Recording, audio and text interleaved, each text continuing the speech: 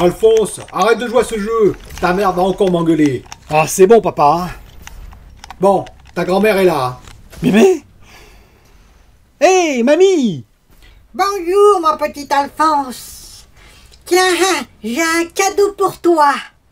Un chèque? Ah. Non, non, c'est une console, la Xbox X. T'as trouvé la Xbox Series X? Eh bien, je l'ai achetée. Bah, elle était en rupture. Comment t'as fait? Il y en avait nulle part. Ben non. Moi, il y en avait plein dans le magasin, hein. Plein, mon poupon. Tiens. Mais, c'est la One X, c'est pas la Series X. Ben, il y a marqué Xbox, puis il y a marqué X, hein. Ça te fait pas plaisir?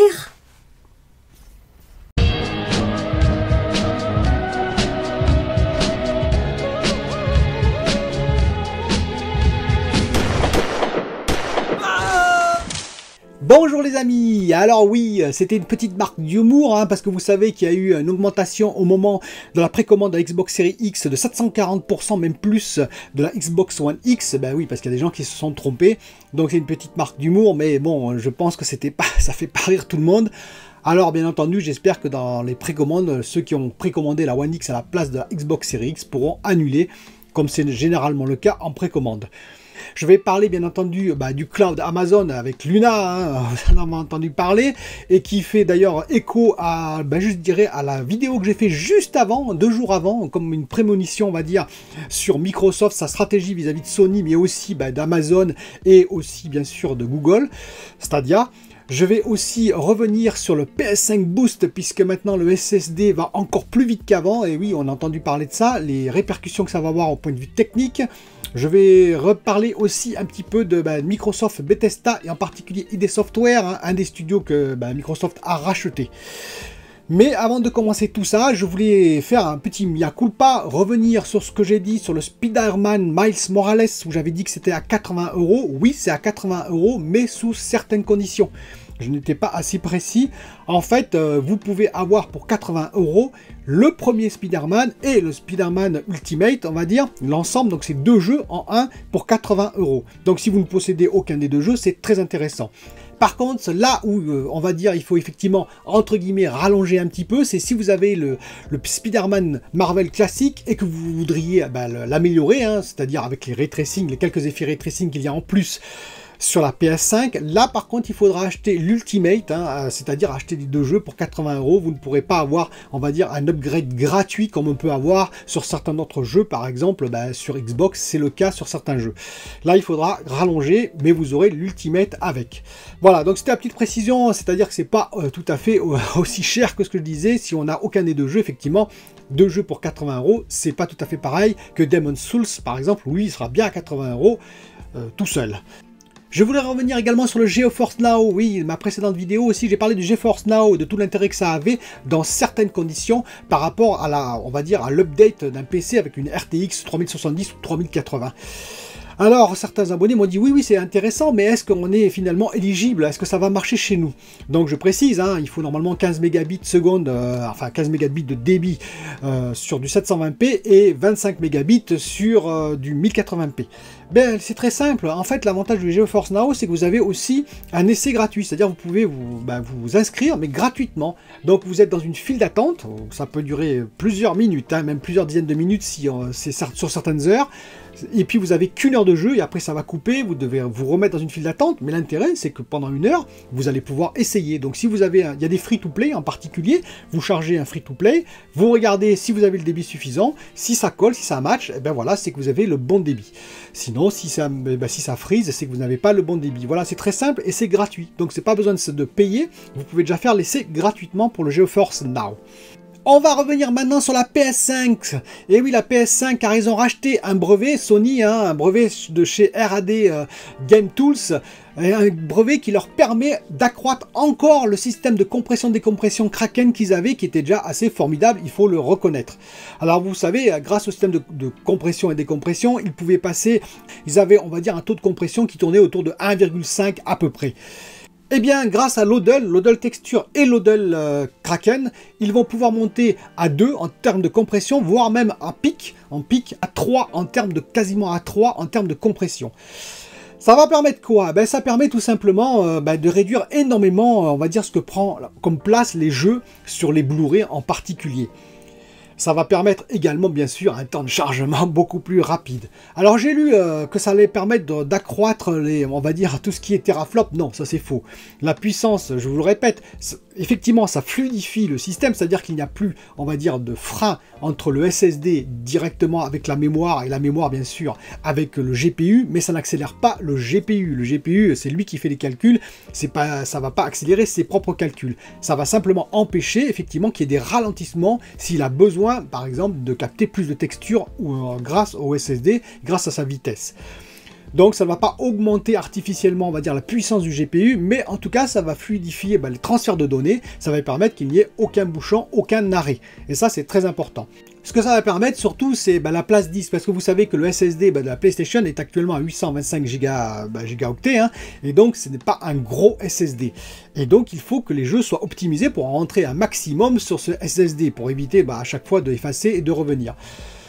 Et de recharger. Et donc grâce à ça, on va pouvoir le faire, c'est-à-dire qu'effectivement, grâce à ça, si les développeurs, et ça c'est important, utilisent ce système, on va pouvoir réduire jusqu'à 3 fois, plutôt 2 fois je pense, la taille d'un jeu classique si on n'avait pas ce système Kraken et ce système de compression-décompression. A noter que bien sûr sur Xbox, il y a le Velocity, on est plutôt en compressé à donc 6 GB seconde, hein, donc c'est pas mal, hein, ça permet déjà de compresser énormément le jeu. On aura bien sûr moins que sur la PS5. Donc par contre, est-ce que ce sera utilisé par tous les développeurs? Parce que par exemple, il faudra utiliser le système Kraken sur la PS5, plutôt le système Velocity sur la Xbox. Sur le PC, vous savez que maintenant c'est les RTX avec leur système RTX IO, hein, donc c'est une petite réponse d'ailleurs de la PS5 aussi à Nvidia qui avait dit nous avons le système le plus rapide. Rappelez-vous de la conférence Nvidia qui disait qu'il pouvait monter jusqu'à 14, je crois que c'est 14 gigabits seconde, hein, gigabytes seconde. Et bien voilà, la PS5 a répondu nous on peut monter jusqu'à 15, voilà. Donc nous sommes toujours les plus rapides. Alors c'est une bonne nouvelle pour la PS5, ça me fait plaisir d'avoir un peu des données techniques parce que je dois vous avouer que je suis un peu ennuyé en tant qu'on va dire, amateur de techno.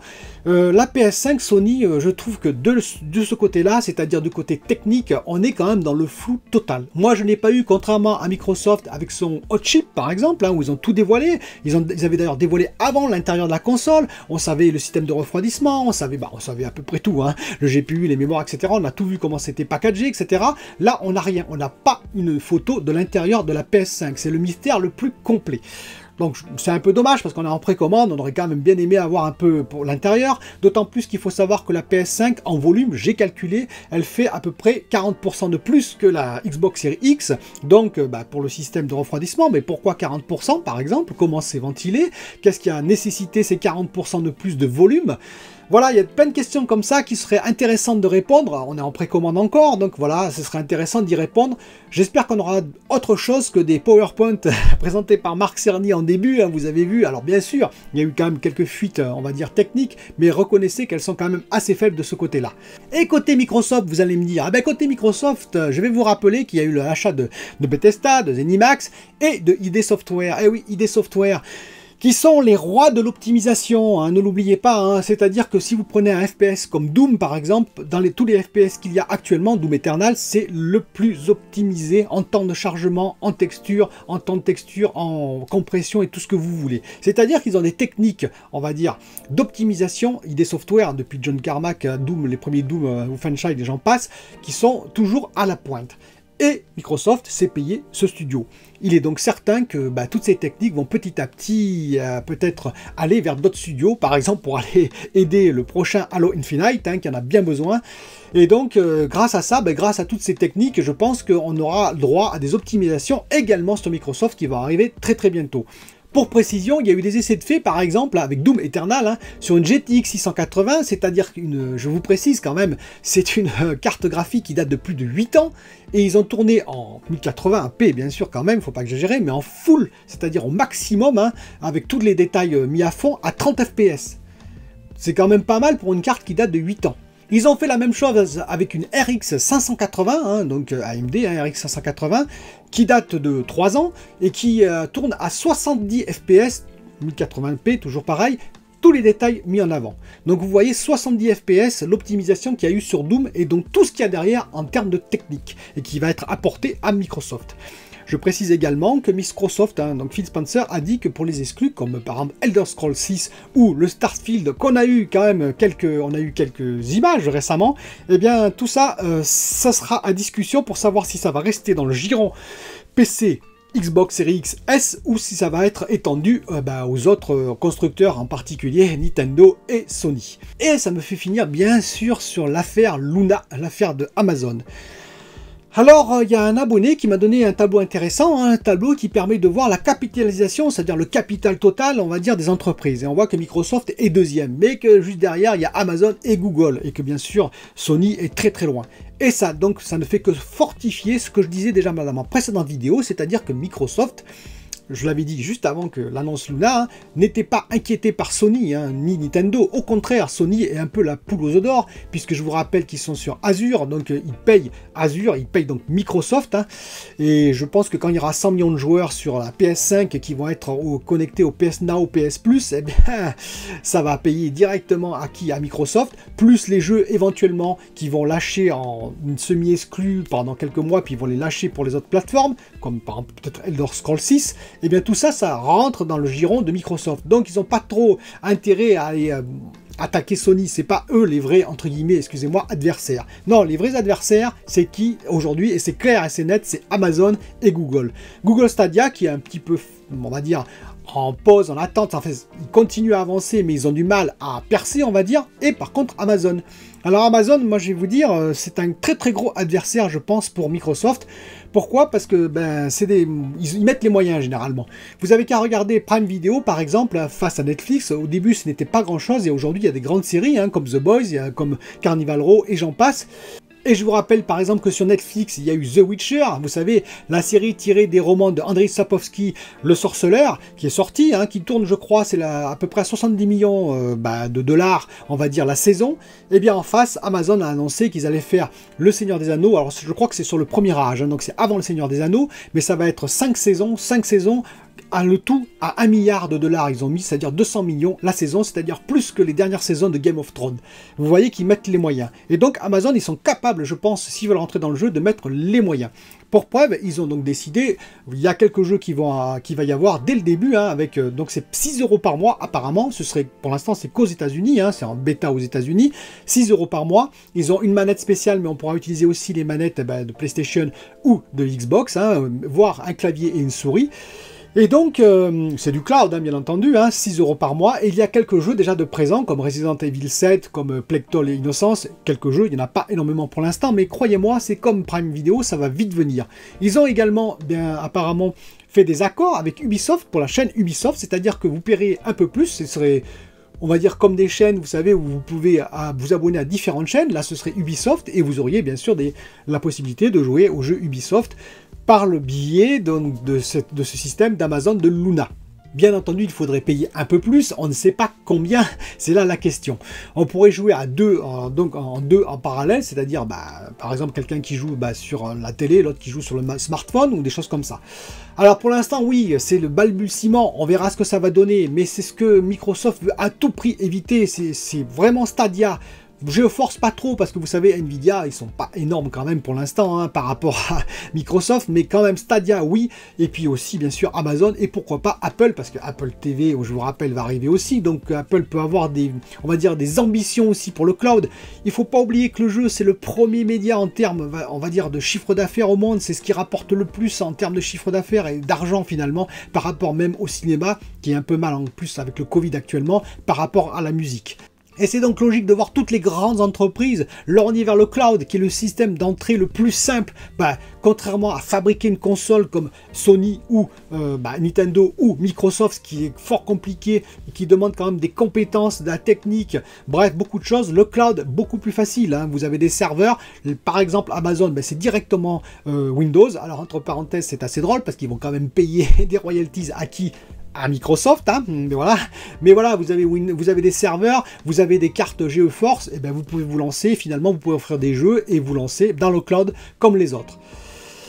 Alors tout ça, ça me fait dire quoi? Est-ce que c'est bénéfique ou pas? Ben, je me pose la question. Alors je peux difficilement dire non, c'est pas bénéfique, puisque j'ai quand même encensé un petit peu, on va dire, le Game Pass en particulier, et le futur xCloud de Microsoft.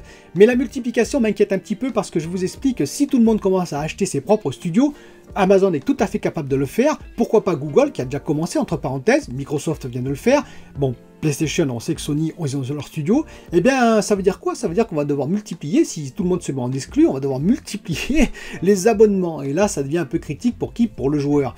C'est-à-dire que au début, c'était assez intéressant, mais si on doit se prendre 4-5 abonnements pour jouer à tous les jeux qu'on a envie, vous voyez ce que je veux dire? Voilà, ça va commencer peut-être à revenir finalement aussi cher qu'avant quand on achetait nos propres jeux.